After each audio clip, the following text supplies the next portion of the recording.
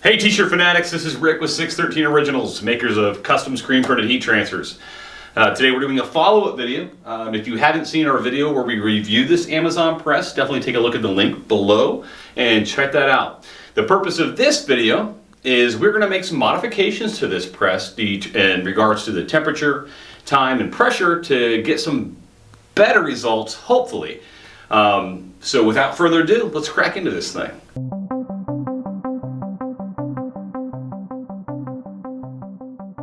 The three most important variables when applying heat transfers are going to be time, temperature, and pressure.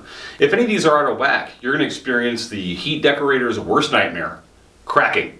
We're going to do everything we can to compensate for that. Time, being the first variable, should be the easiest one to control. This machine does obviously have that timer set to 7 seconds. However, the most important aspect is, when does that timer start? Does it start when I close the press? Or is it starting when I actually have the thing closed? In this case, this thing starts about when I close it. And I can compensate for that easily by just adding 1 or 2 seconds to the timer. Now that we addressed time, let's talk about our next variable, pressure. We advertise our transfers applying at 60 psi. On most platens, that's going to be nearly 10 tons of pressure. Heavy pressure to say the least. The dollar bill test we performed should have indicated enough pressure if our upper platen was flat. However, as the last video demonstrated, that's not the case. We can compensate for that by using something like this.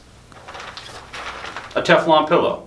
We can press with this inside the garment or below the garment to help compensate for those areas of low pressure, and that should allow our transfers to seat into the garment a lot better. Lastly, the most important variable is going to be temperature. Based on the readings that we took of this press in our previous video, we saw about 5 different temperature variations in 5 different locations while set to 325 degrees. And that total variance was about 25 degrees. Now what we're going to try to do with this press is we're going to try and change the temperature on the control board so that the lowest temperature we're reading is at 325 degrees that our varsity formula requires. Now this is obviously going to result in hotter areas on the press, and that can have an effect on how our colors look. Not an ideal fix, but unfortunately we're dealing with less than an ideal press.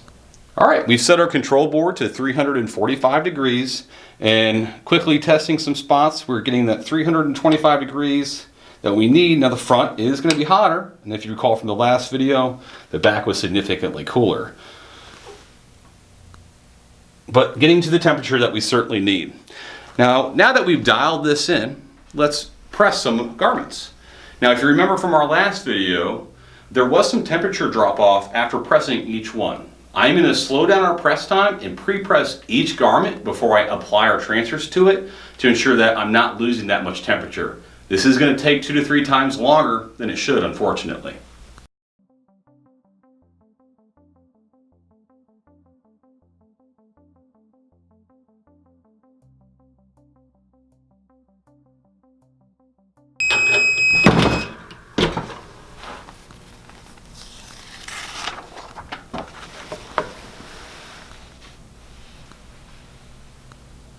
Now that we've pressed it, we're going to wait 24 to 48 hours before we wash or stretch it to see how this holds up. Okay, so we've waited our 24 to 48 hours, we performed our wash testing, and we performed our stretch testing. The results are in, and they are so much better than we originally performed this. Compensating for temperature, compensating for pressure, even though it took about 3 times as long as it normally would, gave us a result that I'd be happy to sell to a customer for the time being. However, time is money.